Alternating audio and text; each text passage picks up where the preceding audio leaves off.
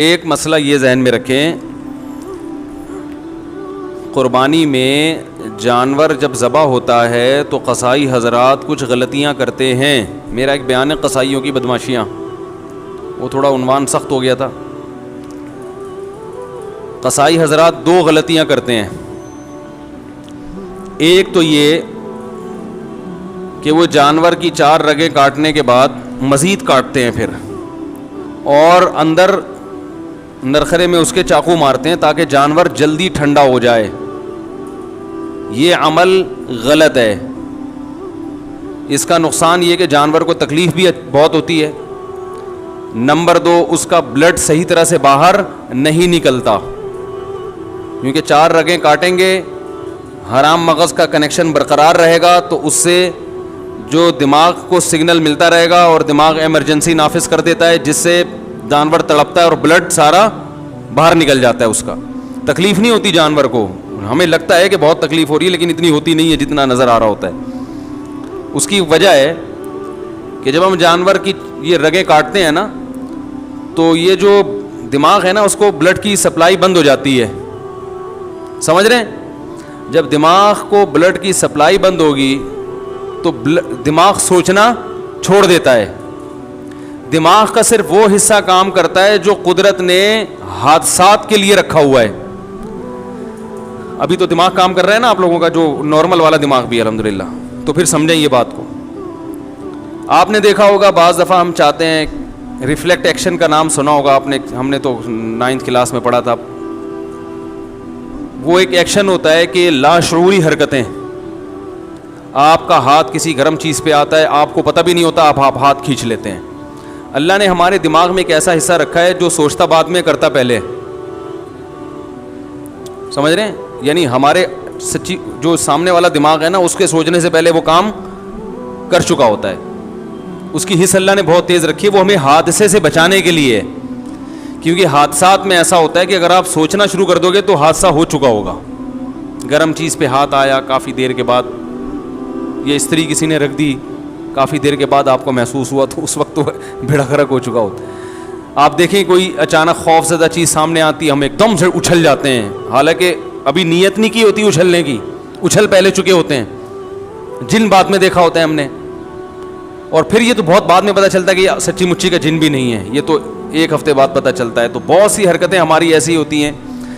تو جانور میں بھی جب ہم 4 رگیں کاٹتے ہیں تو اس کا جو دماغ جو درد محسوس کرنے والا حصہ ہے نا، وہاں بلڈ کا سرکولیشن ختم، وہ سن ہو جاتا ہے۔ لیکن وہ حصہ جو ایمرجنسی نافذ کرنے والا ہے، وہ ایمرجنسی میں جو آرڈر دینے والا حصہ وہ کام کرتا رہتا ہے، وہ حرام مغز کی وجہ سے اس کا کنیکشن باقی رہتا ہے۔ وہ باڈی کو میسج دیتا ہے کچھ خطرہ ہوا ہے، باڈی تڑپتی ہے، تو تڑپنے سے کیا ہوتا ہے کہ بلڈ اچھی طرح نکل جاتا ہے۔ کسائی کیا کرتے ہیں، وہ نوک لے کے حلق میں ماری اس کے، تو وہ جو اس سے وہ رگ کٹ جاتی ہے حرام مغز والی، جس سے دماغ کا مکمل کنیکشن باڈی کے ساتھ ختم ہو جاتا ہے، سمجھ رہے ہیں؟ اس سے باڈی تڑپنا ختم کر دیتی ہے، بلڈ اچھی طرح سے جانور کا نکلتا نہیں ہے۔ تو یہ طریقہ مکروہ ہے، ناپسندیدہ ہے، شریعت نے جو ذبح کا طریقہ بتایا ہے اس کے خلاف ہے۔ ایک اور مثال سے سمجھاتا ہوں۔ دیکھو چھپکلی ہے نا، چھپکلی دیکھی ہوگی، اکثر جب ہم چھپکلی مارتے ہیں تو اس کی دم کٹ جاتی ہے، دم تڑپتی ہے، اس سے جان نکل رہی ہے، لیکن دم کو تکلیف ہوتی ہے؟ اس لیے نہیں ہوتی کہ اس کے پاس تکلیف محسوس کرنے کے لیے دماغ نہیں ہے۔ اور جو دماغ جہاں ہے نا چھپکلی کے، اس کو بھی تکلیف اس لیے نہیں ہوتی کہ اس کے پاس اب دم نہیں رہی ہے۔ ارے تکلیف تو گزر رہی ہے دم پہ نا، دم پہ تکلیف گزر رہی ہے، خوب تڑپ رہی ہے، لیکن دماغ جو اس تکلیف کو محسوس کرتا وہ اس لیے محسوس نہیں کرتا کہ جس پہ تکلیف گزر رہی ہے وہ اب دماغ کے پاس ہے نہیں، اس کا دماغ سے کنیکشن ختم ہو چکا ہے۔ تو وہ تڑپ تو رہی ہوتی ہے چھپکلی کی دم، یوں اس پہ جان نکل رہی ہے تو وہ خوب تڑپ رہی ہے، لیکن نہ دم کو تکلیف نہ چھپکلی کو تکلیف۔ چھپکلی کو صرف اس حصے پہ تکلیف ہوتی ہے جہاں کٹ لگا ہوا ہے، اس کا کنیکشن ابھی چھپکلی سے باقی ہے۔ وہ جو دم کے یوں کلابازیاں کھا رہی ہیں اسے ترس تو بہت آئے گا، بہت ترس آئے گا، ہائے بیچاری کہ دم، ہائے بیچاری دم کے ساتھ کیا ہوا. لیکن دم کو تکلیف اس لیے نہیں ہے کہ اس کے پاس دماغ نہیں ہے تکلیف محسوس کرنے کے لیے، اور دماغ کو تکلیف اس لیے نہیں ہے کہ اس کے پاس تڑپتی ہوئی دم سے کنیکشن اس کا ختم ہو چکا ہے، اس کے پاس دم نہیں ہے. تو دم کو تکلیف اس لیے نہیں کہ دماغ نہیں، دماغ کو اس لیے کے پاس دم نہیں ہے. یہ ایک فارمولہ یاد رکھیں آپ، ٹھیک ہے نا. تو یہ اللہ کا بہت بڑا انعام ہے ان جانوروں پر کہ ہمیں حکم دیا کہ ان کی جب جان لینی ہو تو ذبح کر کے لو. اس میں تمہارا بھی فائدہ اور ان جانوروں کا بھی فائدہ. تمہارا فائدہ یہ تمہیں صاف ستھرا گوشت ملے گا خون کے بغیر. بیماریاں بھی ساری بلڈ میں ہی ہوتی ہیں، جو بیماریاں ہیں نا گوشت میں جو زیادہ تر یہ بلڈ میں ہوتی ہیں بیماریاں. جب خون نکل گیا تو جانور بیماریوں سے بھی پاک صاف ہو گیا. تبھی کہا جاتا ہے ٹوٹکوں میں کہ جو بڑا گوشت اگر پکانا ہو نا تھوڑا سا بوائل کرو اس کو، اس کا پانی پھینک دو، اس کا جو اندر بلڈ ہوتا ہے وہ سب نکل جاتا ہے، اس سے وہ اس کے نقصان کافی حد تک کم ہو جاتا ہے. تو ہمیں فائدہ یہ، اور جانور کو فائدہ کیا، اس کو تکلیف کم ہے. جانور کو موت دینے کے اس کے علاوہ جتنے بھی طریقے ہیں سب میں جانور کے لیے اذیت ہے. یہ غیر مسلم لوگ چائنا میں آپ دیکھو کھولتی بھی کڑھائیوں میں کتوں کو ڈال دیا جاتا ہے، زندہ کتے کو. کس اذیت ناک طریقے سے یہ جانوروں کو مارتے ہیں. یہ باقاعدہ ریسرچ ہوئی ہے اور اس پہ انگریزوں کی تحقیق ہے کہ جو مسلمانوں کا طریقہ ذبح کرنے کا اس میں جانور کو تکلیف بہت کم ہوتی ہے. تو اب قصائی کو آپ اس بات کا پابند کریں کہ 4 رگیں کاٹے اور پھر وہاں سے ہٹ جائے. اور بہتر یہ ہے کہ سب قصائیوں کی بات نہیں کر رہا بھائی، جو میرا بیان سن رہے ہیں ان کے علاوہ کی قصائی ہٹتے نہیں ہیں کیونکہ ایمرجنسی میں جلدی میں ہوتے ہیں. ان کو بہت قصائی اس دن دنیا کا سب سے قیمتی آدمی ہوتا ہے. ابھی دیکھو کوئی قصائی آپ سے ملے گا بھی نہیں، سلام بھی نہیں کرے گا، بولے گا مجھے جانا ہے بھائی، میرے 6 کالیں آئی ہوئی ہیں، ان کو آرڈر بک کروانا ہے میں نے. عید والے دن جانور سے زیادہ مہنگا قصائی ہوتا ہے. تو اس کو 10 جانور اور گرانے، وہ اتنی ٹینشن نہیں لیتا کہ کاٹو پھر کھڑے ہو کے دیکھو کہ کب اس کی جان نکلے گی، کب ہم کھال اتاریں گے. وہ کہتا ہے ابے اس کا بس نہیں چل رہا ہوتا، پوری گردن کاٹ دے وہ. تو اس لیے بہتر یہی ہے کہ جیسی 4 رگیں کٹی ہیں تو جس کھونٹے سے جانور باندھا ہوا تھا اس کھونٹے سے تھوڑی دیر کے لیے اسی قصائی کو باندھ لو جو قابو میں نہیں آ رہا آپ کے. ہر قصائی کی بات نہیں کر رہا، صرف وہ جو قابو میں نہیں آ رہا ہے اس قصائی کو آپ اسی، وہ کھونٹا بھی کام میں آ جائے گا، اس کا کرایہ دیا ہوا ہے نا، پورا ہو جائے گا وہ. کیونکہ اس کے بغیر قصائی کو قابو کرنا آسان نہیں. وہ جانور پھر بھی آسان ہے، اس کو پکڑنا نا 4 آدمی اس کو پکڑے تو جانور کو کون پکڑے گا بھائی. تو سب سے بہتر طریقہ ہے اسی کھونٹے سے تھوڑی دیر کے لیے آپ نے جو قابو میں نہیں آ رہا اس کو باندھ دیں. آپ بولیں جب تک ٹھنڈا ہونے دو. ایک گڑبڑی. دوسری گڑبڑ کیا کرتے ہیں لوگ، قصائی حضرات جانور جب ذبح کرتے ہیں تو اکثر منہ میں پان اور گٹکا ہوتا ہے، وہ اللہ کا نام نہیں لیتے. وَلَا تَأْكُلُوا مِمَّا لَمْ يُذْكَرِ اسْمُ اللَّهِ عَلَيْهِ. اللہ فرماتے ہیں جس جانور پر اللہ کا نام نہ لیا گیا ہو وہ جانور تمہارے لیے حلال نہیں ہے. بھولے سے چھوٹ جائے تو ٹھیک ہے، لیکن جو منہ میں گٹکا رکھ کے نام نہیں لے رہا وہ بھولے سے نہیں چھوڑ رہا، وہ گٹکے کی وجہ سے نہیں پڑ رہا، وہ آپ کے جانور پہ اپنا گٹکا قربان کرنے کے لیے تیار نہیں ہے. تو اس سے بولیں زور سے اللہ کا نام لو، بسم اللہ اللہ اکبر، زور سے. اور یہ مرغیوں والوں سے بھی کہا کریں، ان کو بھی بسا اوقات دیکھا ہے منہ میں منمنا رہے ہوتے ہیں کچھ. بھائی اللہ کا نام جب زور سے لینے کا حکم ہے تو لے لو، کیا جا رہا ہے اس میں. گالیاں دیں گے اتنی زور زور سے، باتیں کریں گے اتنی زور زور سے. جہاں اللہ کا نام لینے کا حکم دیا بھائی زور سے لے لو تو وہ ایسی منہ میں گھما رہا ہے. تو مرغیوں والے کو بھی کہا کریں زور سے اللہ کا نام لیا کرو. سمجھ میں آ رہی ہے بات. تیسری بات، جانور توحید پرست ذبح کرے گا تو حلال ہوگا، مشرک کا ذبیحہ حلال نہیں ہے. اگر ہندو جانور ذبح کر دے چاہے 100 دفعہ اللہ کا نام لے، وہ جانور ہمارے لیے حلال نہیں ہے. بس یہ اللہ نے حکم دیا کہ جو توحید پرست ہو وہ کرے گا. تو آج کل مسلمانوں میں بھی مشرک ہیں جو اصطلاحی اعتبار سے مسلمان کہا جاتا ہے، حقیقت میں مسلمان نہیں. تو کوئی بھی ایسا شخص جو اللہ کے نبی کو ہر جگہ حاضر ناظر مانتا ہو اللہ کی طرح، عالم الغیب مانتا ہو اللہ کی طرح، مشکل کشا مانتا ہو اللہ کی طرح کہ جیسے اللہ مشکلات پوری کرتا ہے نبی بھی اسی طرح اسباب سے ہٹ کے نبی مشکلات پوری کر سکتے ہیں، چاہے وہ دیوبندی ہو، چاہے وہ اہل حدیث ہو، چاہے وہ بریلوی ہو، چاہے وہ شیعہ ہو، کوئی بھی ہو. جو اس نوعیت کا شرک کرے گا اس کا ذبیحہ بھی حلال نہیں ہے. تو اب میں یہ نہیں کہہ رہا کہ آپ وہمی بن جائیں کسی کے گھر سے گوشت آ رہا ہے تو آپ دیکھیں بھائی قصائی سے پہلے میرا انٹرویو دلواؤ, میں اس کے عقائد پوچھوں گا. اتنے تکلف کا حکم نہیں ہے. مسلم کنٹری ہے تو یہی فرض کیا جائے گا سب مسلمان ہی رہتے ہیں.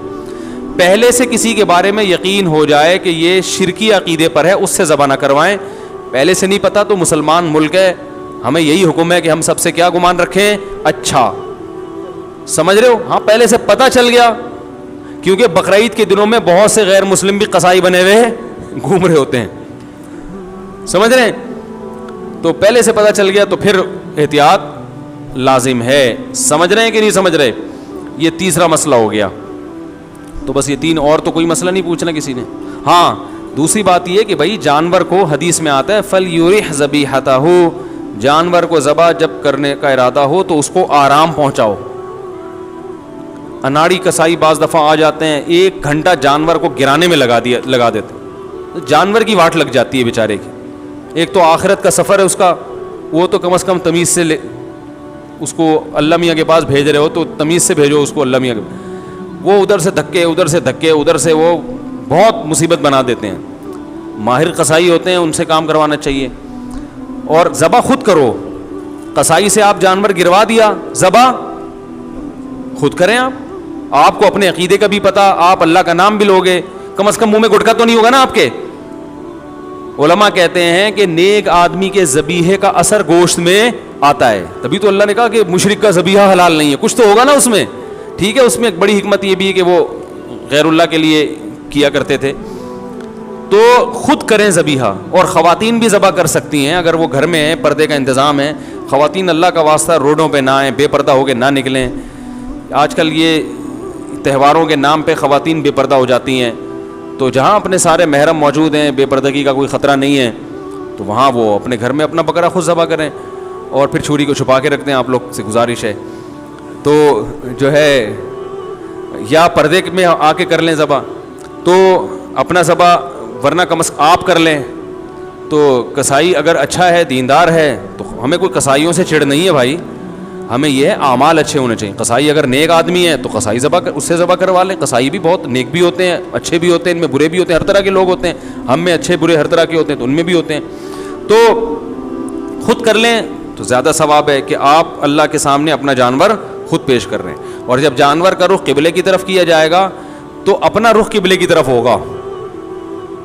تو لوگ جانور کو اس اسٹائل سے گھماتے ہیں کہ خود قبلے کی طرف پیٹھ. یہ سنت عمل ہے, ضروری نہیں ہے. اس لیے کہہ رہا ہوں کہ بعض دفعہ جانور اتنا موٹا گھوم نہیں رہا, اب صبح سے لے کے دوپہر تک گھمانے میں لگا دیا اس کو قبلے کی طرف, وہ بددعائیں دے رہا ہے. تو اگر آسانی سے گھومتا ہے ٹھیک ہے, نہیں تو جدھر منہ ہے ادھر ہی کر دیں ذبح. اس کو قبلے کی طرف رخ کرنا کوئی ضروری نہیں ہے, آسانی سے قبلے کی طرف ہو سکتا ہے.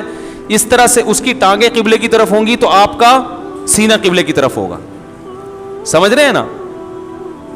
تو اس طرح سے وہ قبلے کی طرف ہو جائے گا آپ کا سینہ. یعنی آپ جب ذبح کر رہے ہوں تو آپ کا رخ کدھر ہو؟ قبلے. تو اس سے جانور قبلہ رخ ہو جاتا ہے. اس کو کہتے ہیں جانور کا قبلہ ہونا. یعنی ہو انسان رہا ہے لیکن اسٹائل کیا ہے, تعبیر یہ ہوتی ہے کہ جانور. تو جانور بھی ہوتا ہے, آپ بھی ہو رہے ہوتے ہو. تو اور اس کے بعد وہ دعا پڑھ لو, انی وجہت وجہی للذی فطر السماوات والارض حنیفا وما انا من المشرکین. بعض لوگوں کو وہ دعا آتی نہیں ہے تو دیکھ کے پڑھ لیں. اگر دیکھ کے بھی نہیں پڑھنی آتی تو جانور کو اپنی دعا کی بھیٹ نہ چڑھاؤ.